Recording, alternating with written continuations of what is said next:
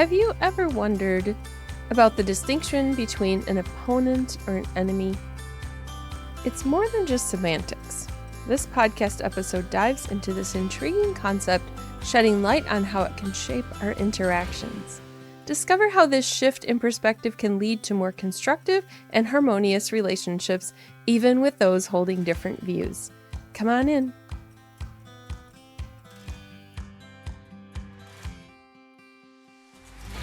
On Life Repurposed, you'll find a blend of practical wisdom and biblical inspiration that's designed to help you navigate everyday life with faith, purpose, and hope. We focus on personal and spiritual growth with a range of topics from improving your relationships and discovering your purpose to setting and achieving goals, plus tools and resources to help you live your repurposed life. I'm your host, Michelle Rayburn, the author of books and Bible studies about finding hope in the trashy stuff of life.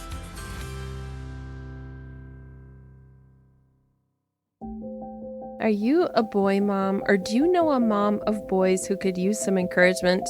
Life in the Estrogen-Free Zone is a delightful book of laughter, love, and godly advice from moms who proudly navigate the wild terrain of raising boys. In this heartwarming collection, I join 18 other moms of boys to share our unique experiences, offering a refreshing perspective on the joys and challenges that for some come with being the sole estrogen ambassador in a household full of testosterone. Through amusing anecdotes, relatable tales of mischief, and practical biblical insights, these moms shed light on the roller coaster ride of boyhood. In the pages, mothers share laughter and tears as they recount their hilarious encounters with mud, bugs, and an endless supply of boy energy. Real-life strategies for tackling the messiest situations, teaching life lessons with finesse and finding the beauty in the chaos. A touch of humor and a wealth of heartfelt wisdom from the vibrant world of boy moms.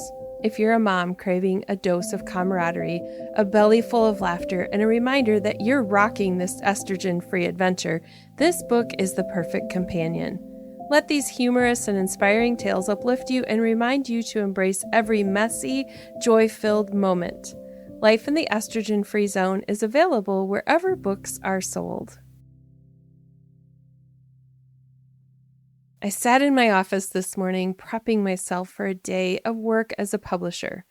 As a freelancer, it has a lot of responsibilities, and today included sorting through submissions for a forthcoming Christmas compilation book, processing emails, sending out contracts, editing chapters, writing.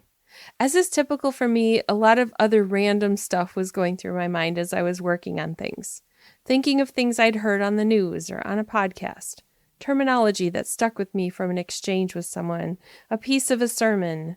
My brain is random like that.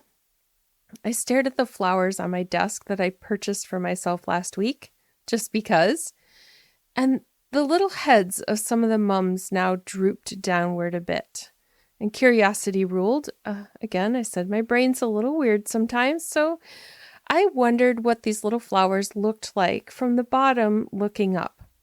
I grabbed my camera and snapped a photo of a droopy blossom, tilting the lens in such a way that I framed the blossom and the ceiling in the shot. It's kind of like looking up the nostril of the bouquet, except it's pretty. The answer to my question of what it would look like from underneath was beautiful. Sometimes we have to look at things from multiple angles. We have to reframe things, see them through a different lens. And by the way, I'll make sure that somewhere on social media I post those photos that I took of the flowers on my desk when I put this episode out there. When we see something through a different lens, we look through someone else's eye. We have to be willing to get a little awkward sometimes to see the beauty, to see someone else's point of view. And that brought me full circle to my random thoughts. I've covered it on the podcast before, kind of briefly in another episode, but I want to think about these terms again because I keep hearing one of them come up often, and I think people mean something else. The terms are opponent and enemy. I've heard them interchanged in such a way that they're used like synonyms, and I realize that even Merriam-Webster disputes what I'm saying here because it depends on which version of the Merriam-Webster dictionary you look at. So let's think about it as a differing mindset versus an official dictionary definition. So don't write me letters and tell me, well, it says here that it means this. I know, I've read them all, so I want you to humor me. And let's look at the Merriam-Webster collegiate definition from the Collegiate Dictionary. And then we will do a little discussing. Well, I'll do some discussing and you'll listen. And I hope you'll send me something back when I send out a message posting this on social media and out to my email list, because I would love to hear your thoughts on this. Did I hit the mark or did I miss the target? So let's look at first opponent. Opponent, according to Merriam-Webster's Collegiate Dictionary, is someone who takes an opposite position, as in a debate, a contest, or a conflict. A rival, someone who's striving to reach or obtain something that only one can possess. So think about only one team can win the game, only one person can win an election, that kind of thing. So that's an opponent. Now, enemy, again, according to Merriam-Webster, is a person or someone that's antagonistic to another, seeking to injure, overthrow, or confound an opponent. There's the word opponent again. Something harmful or deadly, a foe, an adversary. Now, according to some definitions, foe could be either one, but let's think about it in terms of what I just read. Seeking to injure, overthrow, something harmful or deadly. Okay, so why am I here today and where are we going? When we think of a life repurposed, part of that includes a mindset of benevolence toward others. When you repurpose your life and you live for a different reason, it changes the way you think. It changes the way you approach things. So it gives us an ability to make allowances for some differences and agree to love each other, even if we seek a goal that only one can win. Opponents. Now, when we use a language that makes a simple opponent, and again, think political here or someone with a differing stance on theology or something like that, when we make an opponent into an enemy, it changes how we treat people and the decisions we make. So let's expand on that today and dwell here for a little while. I've brought that up before, but I haven't gone into the depth that I want to go into today. An opponent and an enemy are two distinct terms that describe individuals or entities with whom we have conflicting interests or goals. And while they share similarities, such as being in opposition to someone, they carry different connotations, especially concerning the intent and the level of animosity involved. So let's unpack an opponent a little bit more. I gave you the simple dictionary definition. Let's look a little bit more at what an opponent is. An opponent is someone who is in competition or conflict with you, often in a specific context or situation. This could be in sports, politics, debates, or any scenario where there are conflicting objectives. The term opponent does not inherently imply malice or hostility. It simply means that the person or group has differing interests or aims and is actively working against your interests or goals in a particular context. Opponents may be seen as rivals, but they do not necessarily hold a personal animosity toward you. The competition is often based on the circumstances or rules of the situation. That's going to be key when we talk a little bit more about enemies. In many cases, opponents can coexist in a civil and respectful manner, even outside of the specific context of their competition. Historically, we could do some research. I'm not going to put it all out here because I don't want to bore you with a whole bunch of facts, but just a quick search. I found many examples of political opponents that were friends outside of work. They shared vacations and leisure time. Hatred was not part of the equation. There are historic examples of politicians who engaged in lighthearted banter with their opponents, and they socialized outside of the political arena. Some worked together to bring about change and even received awards together for bringing about that change. Now, obviously, I won't generalize so much that I'm naive as to believe that bitter feuds didn't also exist because they are as old as the beginning of time. I totally understand that. But there are examples we can find of ways that opponents have worked together even while being from different perspectives. Now, when we think about enemy and we unpack that a little bit more, an enemy refers to a person or group or entity that is actively and deliberately hostile toward you. Unlike an opponent, an enemy carries a more intense and often malicious intent.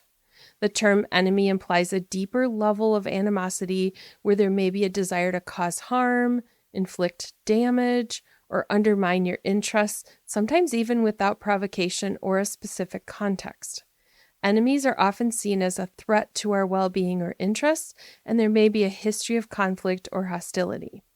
Dealing with an enemy typically requires a different approach, often involving heightened vigilance, protective measures, even active countermeasures to mitigate potential harm. Enemies are considered more dangerous and generally viewed with greater suspicion or caution than opponents. Now, the main distinction between an opponent and an enemy lies in their intent and the level of hostility involved.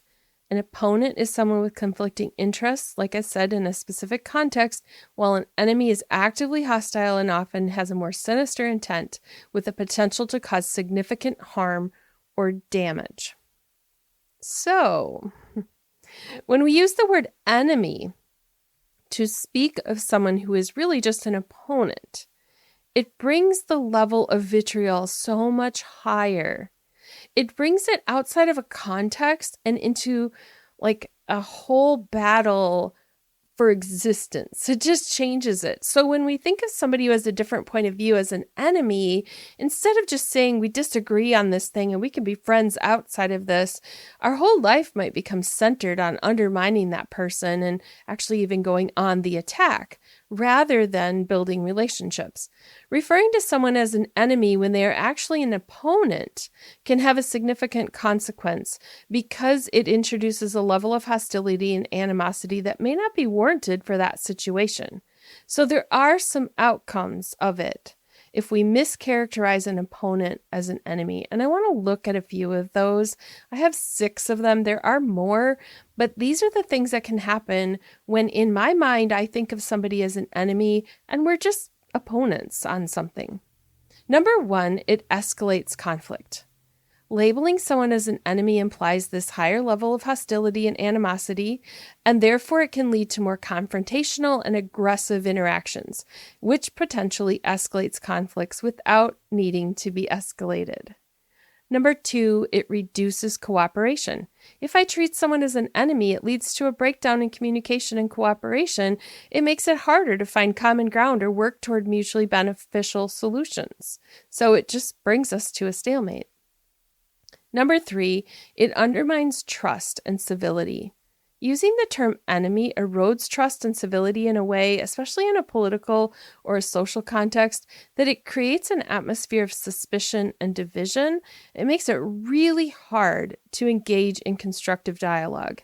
Everything gets so much messier, so accusatory, so angry when we're thinking about it in terms of an enemy versus an opponent. Number 4, it polarizes and divides. Labeling someone as an enemy contributes to a polarized and divisive political and social climate, and it reinforces the us versus them mentality, making it more challenging to find compromises or middle ground solutions. Number 5, it diminishes opportunities for collaboration. Treating opponents as enemies may lead to missed opportunities to partner and collaborate to find better solutions. It closes the door on potential areas of agreement or shared interests. And number 6, it stifles constructive conversation. When opponents are treated as enemies, it can discourage open and honest dialogue.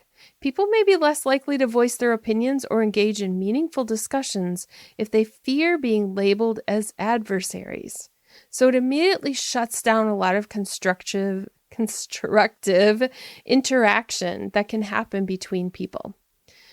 I want to be honest here. I cringe when I hear someone use the term enemy whenever it's a situation that's just a disagreement. Satan and his evil forces are my enemies. People who set out to persecute and kill people are enemies. But listen to this list. These people are not my enemies.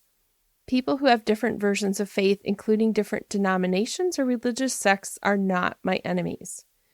People who vote differently from me or align with different political ideologies, parties, or movements are not my enemies. Scholars and thinkers who have alternative viewpoints are not my enemies. People with different ideas on social injustice are not my enemies. People who subscribe to no religion at all are not my enemies. People with different cultural or ethnic differences are not my enemies. Treating people with whom we disagree as opponents rather than enemies aligns with Christian values, those values of love, empathy, and reconciliation. So here are some ideas from a Christian perspective on how to approach disagreements and how we can change our mindset so that we begin to practice the habit of treating people like opponents and not like enemies. Number 1, practice active listening. Actively listen to the concerns, perspectives, and feelings of the person with whom you disagree. This shows respect for their humanity and demonstrates a genuine interest in understanding their point of view. Number 2, seek common ground. Look for the areas of agreement or shared values and focus on what unites you rather than on what divides you. This can serve as a foundation for productive dialogue about the things that divide you, as long as you have this foundation of agreement on shared values. Number 3, pray for wisdom and understanding. You can ask God for guidance through prayer, asking for wisdom and discernment on how to navigate disagreements with grace and humility. Those are the hardest things for us to practice sometimes when we're in the middle of something where we see things from a different perspective. And sometimes only God can give me a mindset that takes me out of that fight or flight mode that is just so natural to go into. Number 4, show empathy and compassion. Put yourself in another person's shoes and try to understand their experiences and emotions. Showing empathy helps create a sense of connection even amid our differences. And when we focus on the issue at hand rather than on resorting to personal attacks, it ends up enhancing empathy and compassion. When we address the argument and not the person making it, it also helps to maintain respect and civility in our discussions.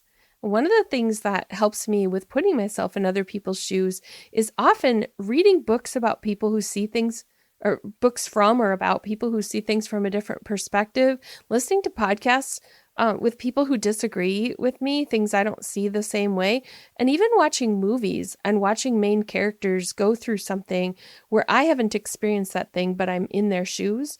All of that is like kind of a pseudo way of experiencing something and feeling someone else's feelings. And then when it happens in real life, I can think, oh yeah, I can apply myself to this relationship in a different way because I come at it from a point of wanting to understand them.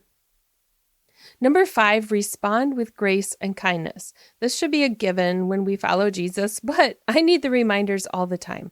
Responding in a gentle and kind manner, even in the face of disagreement, reflects the teaching of Christ.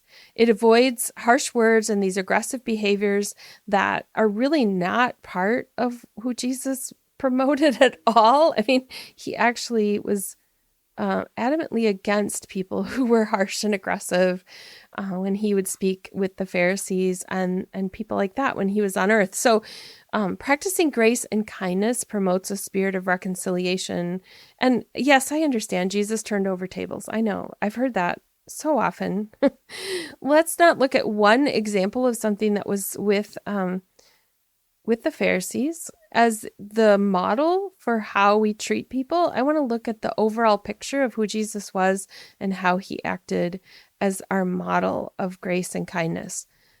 Number 6, acknowledge dignity and worth. It's so helpful for me to remember that every person is created in the image of God and every person has inherent dignity and worth. And this helps me to treat them with the same respect and value that God bestowed on them when they were created. And therefore, I'm not dehumanizing people. When we talk about people as enemies, it really does dehumanize. We begin to convince ourselves they're not really people with value and dignity, and therefore I can treat them differently. And that's just justifying something. And so when we see people as just a simple opponent, it helps us to remember their dignity and their worth. Number 7, practice forgiveness.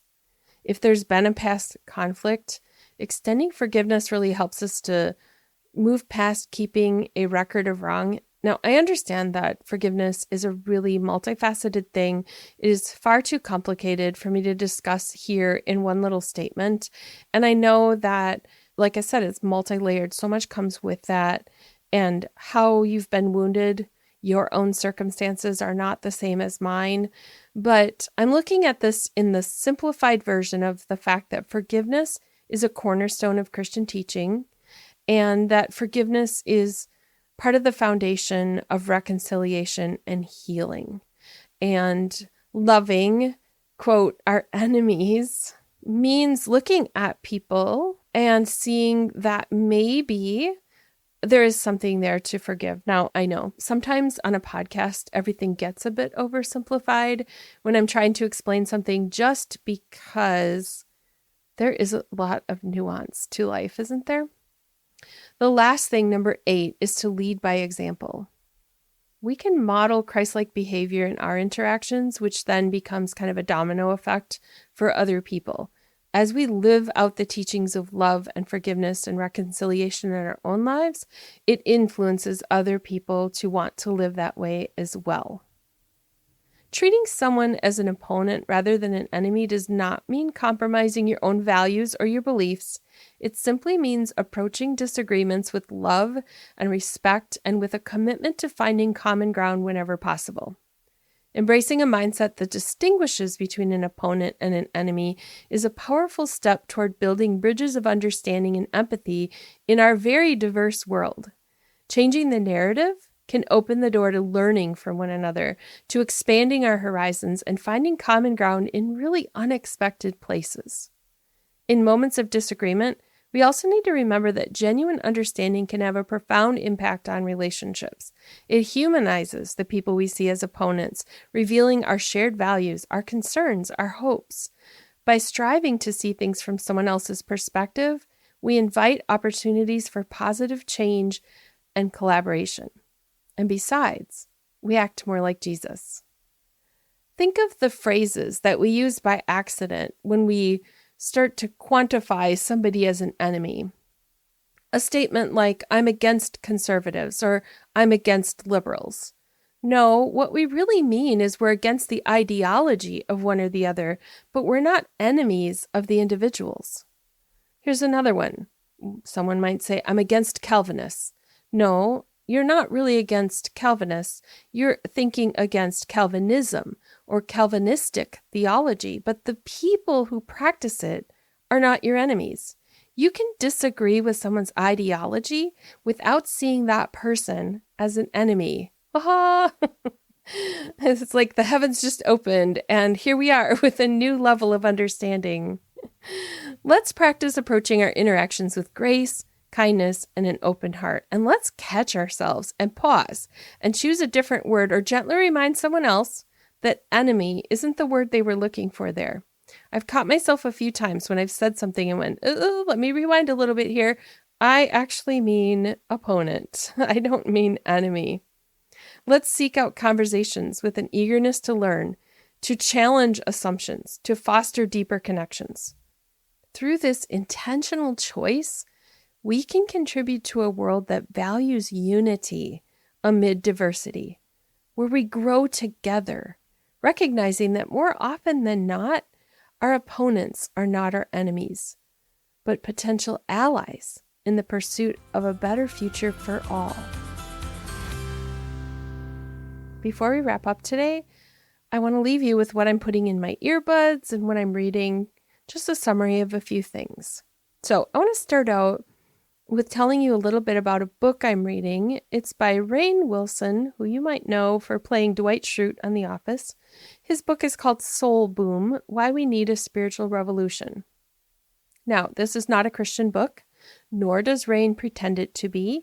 He talks about his own spiritual journey, and he is a member of the Baha'i faith. And so I want to put that right out there. I have explained before that I often like to read and learn about something or someone else, because this builds an awareness for me of what's going on outside of my own church bubble. It really helps me to learn something about what's going on in the world, learn about some other person, learn about their journey. And really, even though we disagree on beliefs, I can land at a place where I feel like I understand somebody better. And by learning from a book like this, I can also understand people I might meet in real life better.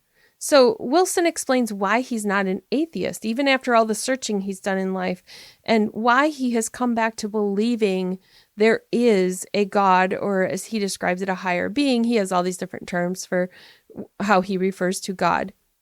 And even while I disagree with a lot of Wilson's beliefs, I can see how he also affirms some of the same things I believe, and how he gives a really good example of how he landed on his conclusions. So it's really an avenue to dialogue, that's all. There's always something that I can learn from someone else. And so I'm going to link to that in the show notes if you're a curious person too. I always want to stay curious. Again, I don't only read things that align with my own Christian beliefs. I also want to tell you about a couple of new releases that I've had an opportunity to be part of as a freelancer. So I do editing, I do cover design, interior layout for other authors, other publishers. And so I want to tell you about two books that I recently had the opportunity to both design and help those authors get those put out with their publishing companies. And so the first one that I wanted to tell you about is called The Gringal's Guide to Peace, a Story, Study, and Steps 7-Week Bible Study. This is a new Bible study book from my friend Kathy Carlton Willis. And Kathy is an author, a speaker. She has a whole bunch of books in this Gringal's line of books. Her tagline or her title is God's Gringal. Kathy has learned how to keep on grinning amid some challenges in life. And in this book, she talks about how she has learned to soak in God's peace during many trials and waiting rooms in her life. And it didn't come naturally to her. She says it still doesn't, but she now knows how to access this peace. Kathy is beginning to recognize warning signs when her peace supply runs low, and she can fill it back up when her peace tank is on empty. So she's sharing these principles in the Gringal's Guide to Peace in a Bible study format. You can read a little story from Kathy. So each chapter starts with real life stories and observations, humorous confessions, and her transparent honesty. And then there's a peace word study and some workbook places where you can fill that out and explore the Bible, see what the Bible says, unpack timely truths. Then there is some action steps there that help you live a peace-filled life. And she gives you a little peace challenge as you go with peace, and kind of a sample scenario for you to solve there at the end. And so this can be done with a group. It can be done on your own. There's a little leader's guide section in the back. So I will link to the Gringal's Guide to Peace in the show notes. And then the other one that I want to leave you with is one that just released like yesterday as I'm recording this. So it's within the week of when this broadcast airs. This book just came out. It's called Notes to Self, a 90-day devotional and prayer journal for women. This one is by my friends Colleen Lucarello and Christine Garrett, and they actually took note cards that were written by their friend Cindy Shipley-Blasky, and Cindy has since passed away, and they wanted to figure out a way of memorializing Cindy because she wrote notes to herself on cards everywhere, and she, her daughter has them, and there's hundreds of them. So Chrissy and Colleen decided to take 90 of those sayings and put those in there. Some of them we even placed some scans of Cindy's handwritten cards, but most of them just the words are there. So there's the quote that they found on one of Cindy's cards, and then there's a Bible verse that goes with it, and then a little devotional thought. Now, Chrissy and Colleen are the leaders of a ministry for women called Activate Her. I'll link to all of this in the show notes so you can find it. But they have taken this and grouped these cards into topics of, trust, obedience, generosity, forgiveness, mercy, discipline, spiritual growth, relationships, faith, humility, strength, gratitude, and peace. And then there's a spot with each of these after their devotional thoughts are there. There's a whole page for you to write your own notes to self. And so it's a prayer journal, but a devotional, kind of activity. You can just do this daily. It doesn't take that much time to read the card, the note from Cindy, one of her notes to self, read that short scripture, read the little, very short devotional, and then write your own note to self. So if you're looking for a new book for you to work on in your daily devotions, this is a great place to start. So Notes to Self, a 90-day devotional and prayer journal for women. All right, those will be in the show notes at michellerayburn.com/173. So I always have that there for you, and any other resources that go with the episode. I have a special feature coming for the next few episodes. I'm working on a Christmas book that's releasing, and I just need to really pour myself into that. And I also have been wanting to bring you some recordings of sessions I did while speaking for a women's retreat. And I actually put a little microphone on and hit the record on my phone and then tucked my phone in my pocket while I was speaking for the 4 sessions. And so I have this audio I recorded, and I thought about sending it just to my Patreon supporters through Life Repurpose Plus, but I decided I would put that out for everybody and then come up with a different bonus to give just to Patreon. So I am going to be putting out the sessions from that women's fall retreat that I recently did. And so you'll get to listen in on the audio of that, and I'll give you a worksheet to go with each one. So speaking of worksheets for this week, I have one to help you think through and apply the content related to thinking about opponents or enemies. That will go out to my mailing list once. So if you're on it, you already are going to get that printable. If not, sign up quick before I send out that email later today. And after it's after it goes out to my mailing list, then it stays in the library that's available to Life Repurpose Plus subscribers. And that subscription only costs like around $2 a week. So it's just a really easy way for you to say thanks to me for creating content and to support the show and help me with production costs and stuff like that. So if you missed those and you're like, oh, I really want the discussion guides and all the whatever freebies you're giving out, those all exist in that library for Life Repurposed Plus subscribers. So again, broken record here, but I will link in the show notes. You will find that at michellerayburn.com. Every episode has its own blog post there with links to everything I talk about in the episodes. All right, it is time for us to wrap up. I hope you have a great week. Love your enemies and opponents and all the people in between. All right, you have a good week. Bye. You've been listening to Life Repurposed. If you'd like bonus resources sent to your inbox each week, be sure to sign up at michellerayburn.com.